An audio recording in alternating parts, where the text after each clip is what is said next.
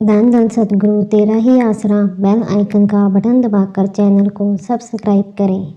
प्रेमी जी, सद्गुरु प्यारे की अपार रहमत का उपयुक्त अनुसार एक जबरदस्त करिश्मा इस प्रकार लिखित में बताते हैं।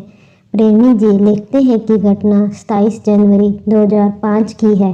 हमारा बड़ा लड़का गुरदीप सिंह इंसान अमेरिका में रहता है।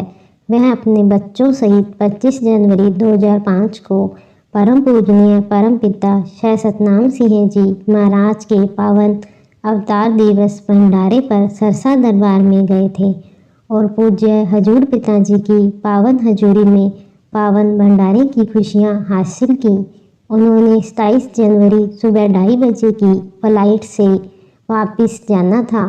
हम लोग यानी मैं, मेरी पत्नी हरबंस कौर इंसा व मेरा छोटा बेटा रणदीप सिंह इंसा उन्हें दिल्ली एयरपोर्ट पर चढ़ाने के लिए 26 जनवरी को बाद दोपहर अपने गांव से उनके साथ दिल्ली को रवाना हुए।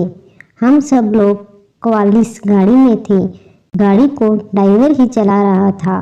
इस प्रकार समय अनुसार पहुंचकर हमने उन्हें 2:30 बजे की फ्लाइट से रवाना किया। तब सुबह के करीब 3 बज गए थे। वैसे तो हल्की हल्की धुंध तो जरूर थी, लेकिन गाड़ी चलाने में कोई बाधा नहीं थी। हम लोग उसी समय ही दिल्ली से संगरूर अपने घर के लिए निकल गए। हम लोग दिल्ली से वाया करनाल अंबाला होकर आ रहे थे।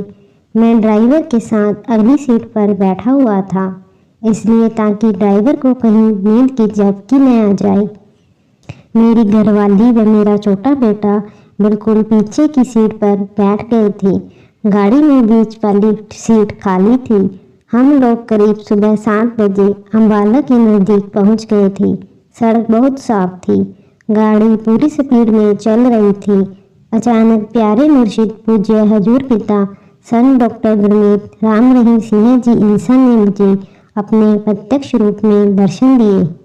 मेरी आंखें खुली ही थी, यानी मैं पूर्ण जागृत अवस्था में ही था। पूज्य शहंशाह जी ने आवाज़ देकर फरमाया, बेटा शिवदेव, तू पिछली सीट पर जाकर बैठ जा, क्योंकि ड्राइवर ने खुद कहकर मुझे आगे बिठाया था कि मुझे कहीं नींद न आ जाए गाड़ी चलाते चलाते, इसलिए मैं आगे वाली सीट पर उसके साथ ही बैठूं। उधर पूज्य पिताजी की सख्त हिदायत की पीछे जाकर बैठ। अब मैं ड्राइवर को भी कुछ नहीं कह पा रहा था कि कैसे करें। गाड़ी बराबर दौड़ी जा रही थी। मैं फिर भी आगे उसी सीट पर बैठा हुआ था। उपरांत पूज्य पिताजी के मुझे बार बार दर्शन होने लगे और पूज्य पिताजी का वही वचन कि बेटा पिछली सीट पर जाकर बैठ, पूज्य पिताजी बार बार दोहरा रहे थे, परंतु ड्राइवर की जेब करके मैं उसे गाड़ी रोकने के लिए नहीं कह पा रहा था। सच्चे सतगुरु जी का वचन वचन तो फिर वचन है। मैं उसी सीट पर ही बैठा रहा। वचन तो था पीछे जाने का, लेकिन मैं केवल ड्राइवर की जेब के कारण ही गाड़ी रुकवा कर पीछे जाकर बैठूं और चलते चलते कहीं ड्राइवर को नींद आ गई तो कोई नुकसान न कर बैठे, इसलिए वहीं पर ही बैठा रहा। परंतु सतगुरु तो बहुत दयालु है। पूज्य पिताजी ने भी जान लिया था कि यह उठेगा नहीं, तो प्यारे दादाजी ने अपनी दयालुता का एक दूसरा पहलू प्रयोग किया। पूज्य पिताजी ने फिर ड्राइवर से ही वही काम करवा लिया। ड्राइवर से पूज्य पिताजी ने यह कहलवा दिया। वह आगे जाकर कहने लगा कि अंकल, थोड़ी नींद सी आ रही है, यहाँ एक ढाबे पर चाय पानी पी ले। और उसने 4 लेन सड़क के ड्राइवर से गाड़ी दूसरी साइड में ले जाकर एक होटल के आगे रोक दी। गुरु जी का चेतावनी भरा वचन मेरे माइंड में ज्यों का त्यों घूम रहा था। मैंने फिर देर नहीं की और तुरंत उठकर पीछे अपने परिवार में जाकर बैठ गया। मेरा वह छोटा बेटा रणदीप कहने लगा कि डैडी, यदि आपको नींद आ रही है तो मैं ड्राइवर के पास जाकर बैठ जाता हूँ। परंतु मैंने उसे मना कर दिया कि नहीं बेटा, क्योंकि प्यारे दादाजी की हिदायत भी यही थी, जब मुझे पीछे बैठने का आदेश दिया है तो मैं उसे क्यों बैठने को कहता। तब तक ड्राइवर भी आ गया था। उसने गाड़ी स्टार्ट की और हम फिर से अपनी मंजिल की ओर चल पड़े। हम राजपुरा चुंगी के पास थे। गाड़ी 120 किलोमीटर की स्पीड पर जा रही थी। सच जानो, मेरी तो सामने निगाह नहीं पड़ी थी, लेकिन हमें तो मेरी पत्नी की आवाज़ ने एकदम चौंका दिया था। उसने जोर से धन धन सतगुरु तेरा ही आसरा का नारा लगाया। हमने तब सामने देखा, हमारे आगे एक ट्रक तेज रफ्तार में जा रहा था। उस ट्रक के ड्राइवर ने बिना कोई सिग्नल या इंडिकेटर दिए अपने ट्रक को एकदम ब्रेक लगा दी। हमारी गाड़ी उस ट्रक के पीछे थी, पूरी स्पीड में। पीछे ट्रक से टकराना निश्चित था, लेकिन ड्राइवर ने फुर्ती से गाड़ी को एकदम काट दिया। गाड़ी उस ट्रक को तो क्रॉस कर गई, लेकिन उसकी बाईं साइड में पहले से ही एक दूसरा ट्रक खड़ा था। मेरी पत्नी अभी पूरा नारा भी नहीं बोल पाई कि हमारी गाड़ी अपने आगे खड़े उस ट्रक से सीधी जा टकराई। गाड़ी तो स्पीड में ही थी।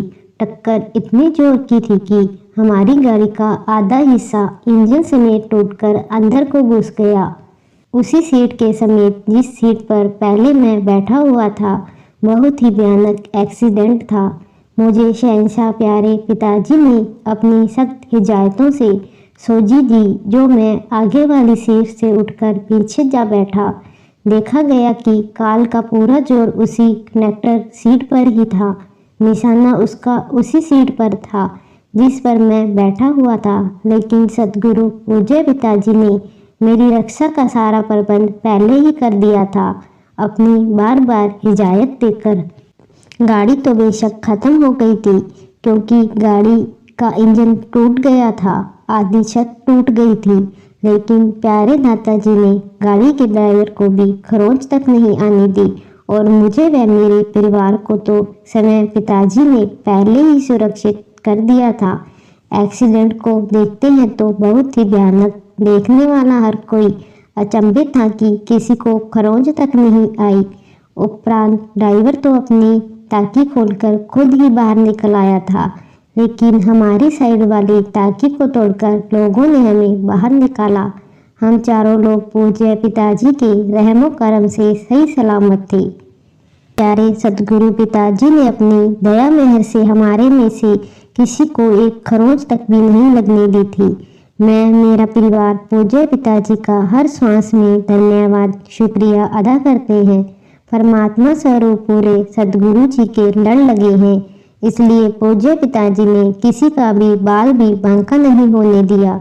शुक्रिया अदा भी करें तो वो अल्फाज भी नहीं सूझते जो खुद खुदा परमेश्वर स्वरूप के लिए इस्तेमाल होने चाहिए। पूज्य पिताजी, हमारी तो यही अर्ज है कि हम नादान बच्चों की उंगली हमेशा थामे रखना जी, और हर तरह की फिसलनों से बचाते हुए हमें अपने पवित्र चरणों में लगाए रखना जी, तथा सेवा सिमरन परमार्थ करते हुए हमारी अपने पवित्र चरणों में आखिरी सांस तक और निभा देना जी। धन धन सतगुरु तेरा ही आसरा।